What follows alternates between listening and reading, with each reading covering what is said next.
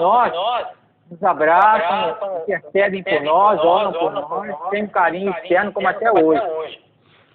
Mas, infelizmente, tem uma ala aí que nos contrata que é puramente negócio. Veja bem, eu quero falar aqui para o público, você que está assistindo esse vídeo, ninguém está falando que tem que se idolatrar cantor, não, mas também existe um respeito que tem que ter. Muito. Eu sou eternamente grato aos comentários que eu recebo diariamente daquelas pessoas da década de 80, de 90, que até hoje fazem testemunhos que me fazem chorar do tamanho da responsabilidade que é a nossa semeadura, né? Porque nós inspiramos, através do Espírito Santo de Deus, e transformar muitas vidas. Né? Cada testemunho mais lindo e mais emocionante que o outro.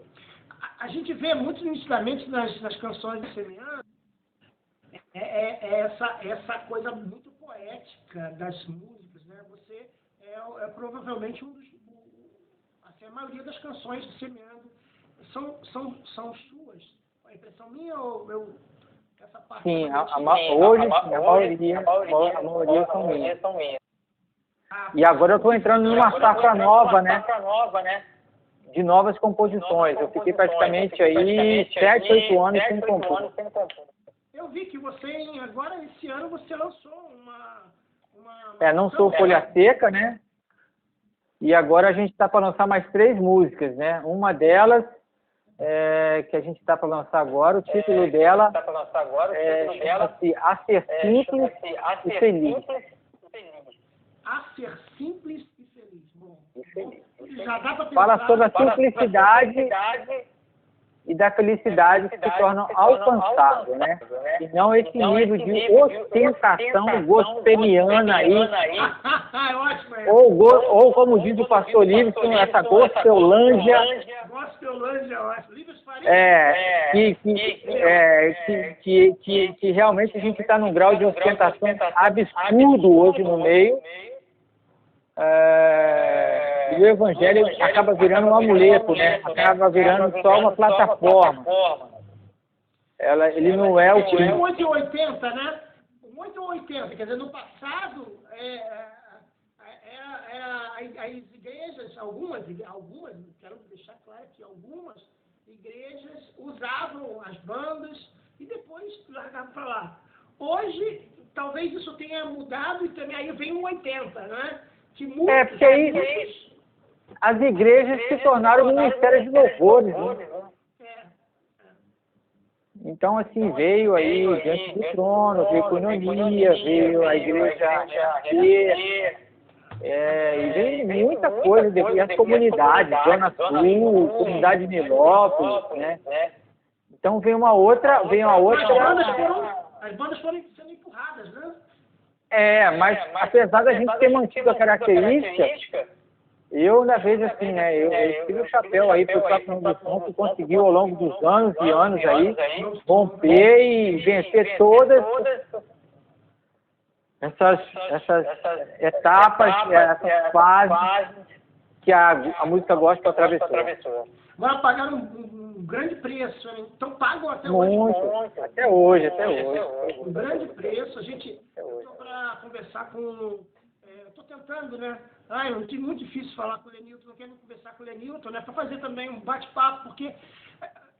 isso. Tenho certeza que ele vai gostar. Eu tô... Falo muito com ele. Num tipo de...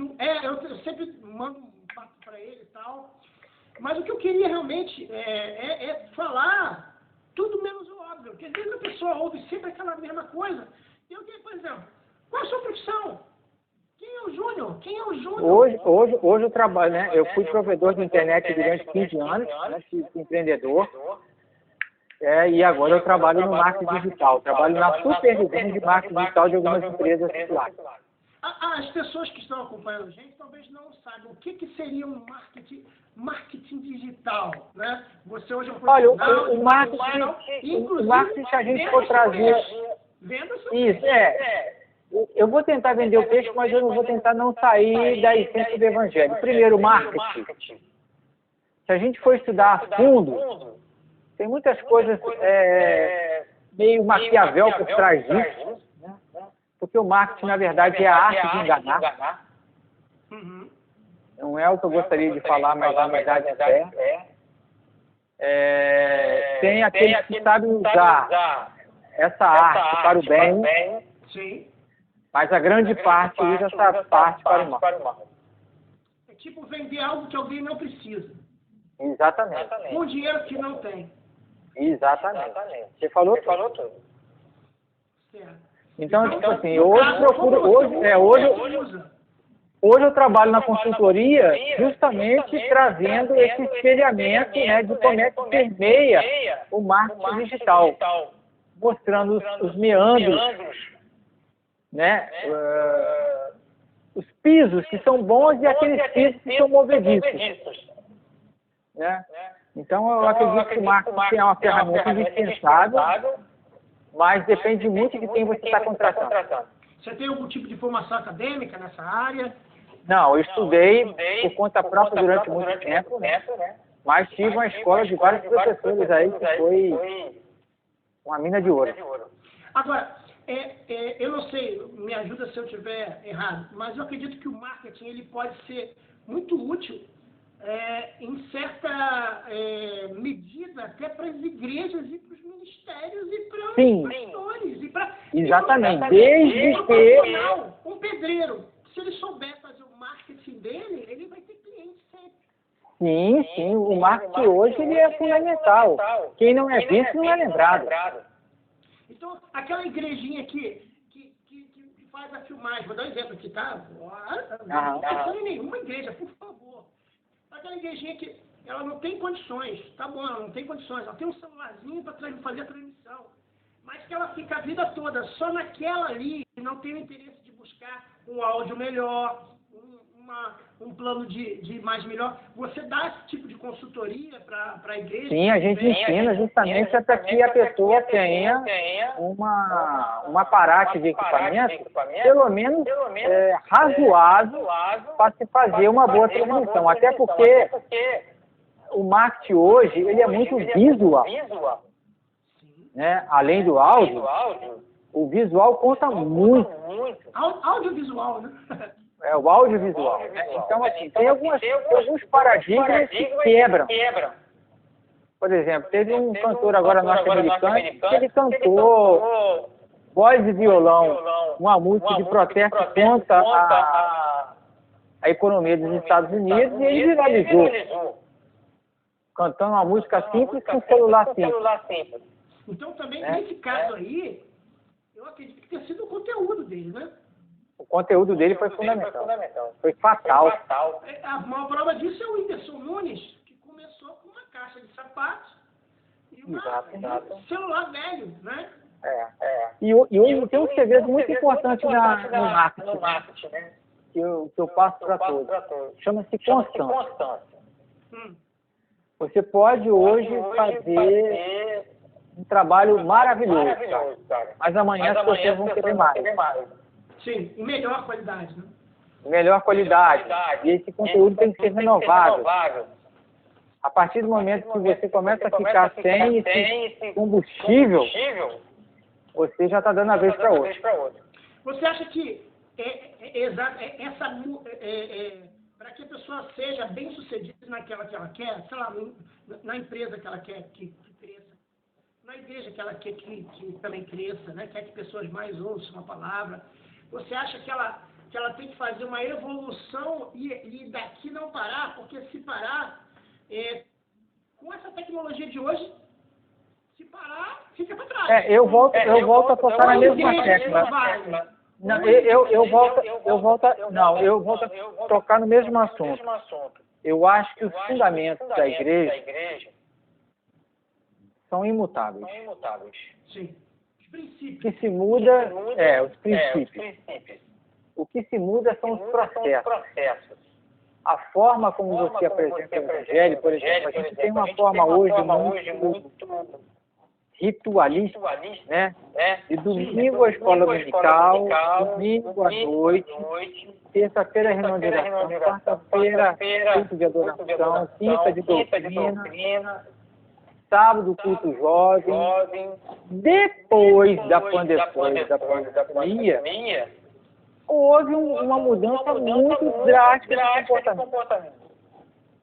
Hoje as pessoas são muito mais online do que antigamente. Verdade. Né? E hoje você há de convir que há muita coisa boa sobre o Evangelho na internet. Sim. Né? E às vezes, no ao vivo, a igreja fica devendo, porque ela não se renovou, porque ela não se reciclou. Eu acho que o plano de salvação é o mesmo. Mas você pode apresentar de forma diferente. Não com formato à la coach. Sim. Entendeu? E isso aí é uma coisa que, particularmente, eu tenho muita dificuldade de descer goela abaixo. Essa versão de pregação com formato coachiano não é comigo, não. Agora, porque muitas igrejas acham que não podem usar esse tipo, por exemplo, vou dar um exemplo para você. Às vezes a roupa que o pastor se veste é muito importante, a forma com que ele fala, como ele se dirige. Hoje, eu não sei o que você acha, eu estava vendo agora uma notícia de um pastor que, eu acho que não sei se é lá no sul, que ele falou coisas terríveis sobre uma imagem de uma santa católica.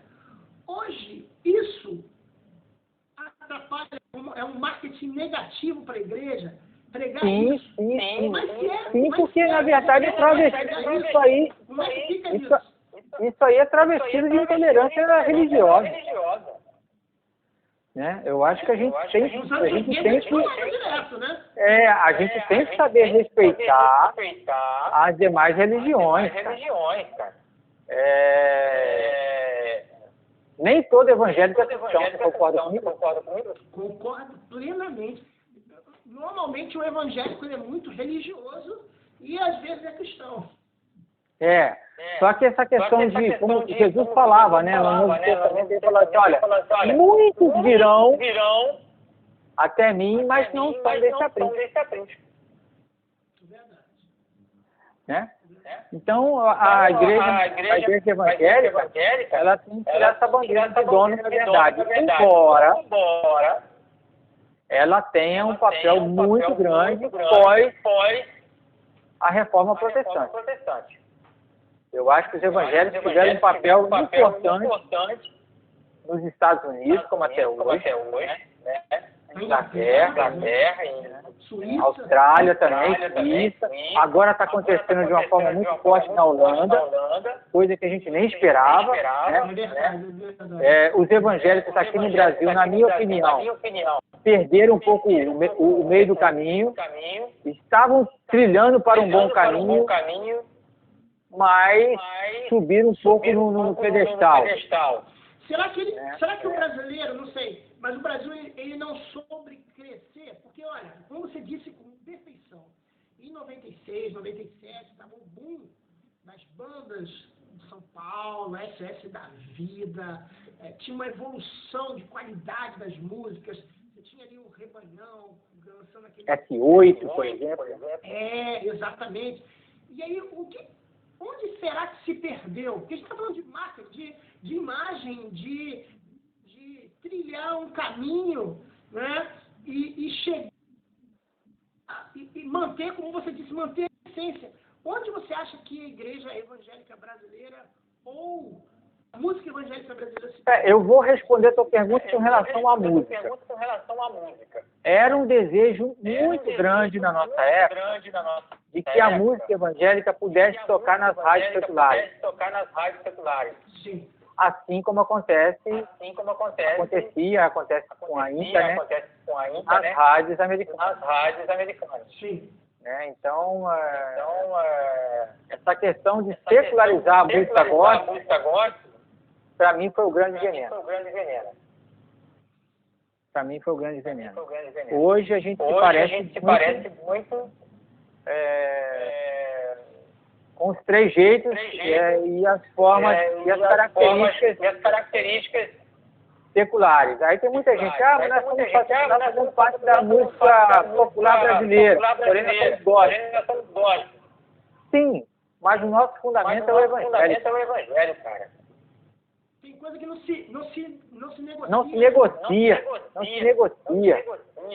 Então, tipo assim, tem muita gente que usa a música só como plataforma, cara. E usa usa o Evangelho como plataforma. Mas o Deus dela é a música. Não é o Evangelho. E eu vou dizer mais, o Deus delas é ela mesma. Eu fico assim, espantado com alguns artistas, né? Que de uma hora para outra se tornam gospel, se tornam evangélicos ou gospel, assim. Passam a ter histórias incríveis, lançam livros e vão para as igrejas, são convidados, né, os pastores também. Não, fica de olho naquela pessoa e tal. E de repente sai de novo, e fica aquele entra e sai. Tem até um exemplo de uma famosa por aí, que entrou na igreja, teve um problema sério de saúde, quase morreu. Foi para a igreja, se envolveu, se tornou quase obreira de uma igreja aí, e depois saiu, deu problema. Daqui a pouco voltou, não devia ter saído de Jesus, e saiu de novo, voltou aos pecados, e daqui a pouco, agora mesmo, recentemente, voltou de novo. O que está faltando para esse tipo de pensamento? A pessoa não tem firmeza, o que é isso? A firmeza é porque eu acho que o Evangelho não é apresentado como devia ser apresentado.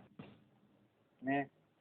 Eu me balizo muito do meu avô, que já faleceu, ele falava assim, ô Júnior, vai vir ventos aí que você não vai entender. Vai vir loucuras que você vai achar, mas aprenda a olhar só para Jesus. Então, veio e continua ventos de muita doutrina, muita tática coitiana, né? Essa gospelândia que a gente vive hoje, ela já está hoje com esse mantra e ferramentas seculares, né? Mas o Evangelho é para todos, beleza. Mas será que todos estão dispostos a entender que o Evangelho é uma porta estreita? É verdade. Né? O Evangelho é uma porta estreita. Sim. Então não é esse Evangelho que está sendo pregado por aí.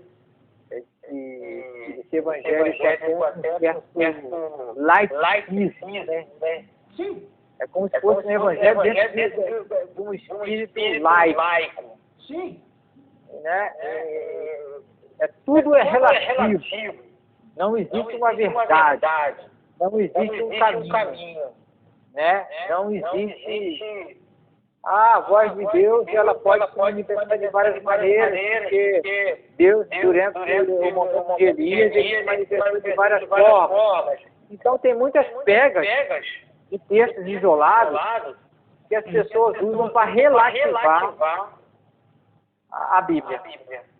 Né? E ai de nós que temos a Bíblia ainda escrita, guardada em papel, porque a breve a inteligência artificial já vai começar a modificar, e já não está começando a modificar a interpretação dela. Não sei se você... Eu vou fazer aqui uma reação aqui com você sobre a inteligência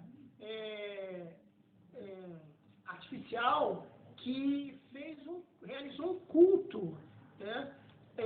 Não sei se foi na Inglaterra. Deixa eu ver aqui. Eu estou aqui ao vivo aqui falando com você, mas ela realizou um culto. ChatGPT, igreja faz culto usando inteligência artificial. Ela preferiu sermões, né? Na Alemanha, Inglaterra, né? Utilizaram-se disso, a igreja cheia, e ela utilizou imagens neutras, né? E elaborou uma pregação. E dizem que a pregação foi algo que não queria ferir ninguém. Não queria matar ninguém. Não queria atingir ninguém. Será que é o que nós estamos aguardando uma próxima geração de um pastor ou de uma igreja de líderes, né? Não, hoje a igreja já tem essa pegada. Nós temos dificuldade de lidar com o contraditório. O ser humano hoje tem dificuldade. Falar em pecado antes, mas... Não, falar em pecado hoje, ele é anti-marketing. Se apontar o dedo hoje é anti-marketing. Você tem que ter uma diplomacia extraterrestre, praticamente, para você lidar com as pessoas. As pessoas não sabem lidar. Então, dizem que o melhor amigo é aquele que, se você tiver com uma remela no olho, ele tem que chegar para você: olha, cara, você está com sujo, isso aí sujo. Ou, de repente, no nariz, ou se de repente você está com um bafo de onça, mas que ninguém fala, né? Mas o verdadeiro amigo é aquele que chega e fala para você. Nem todo mundo está preparado para ouvir isso, né?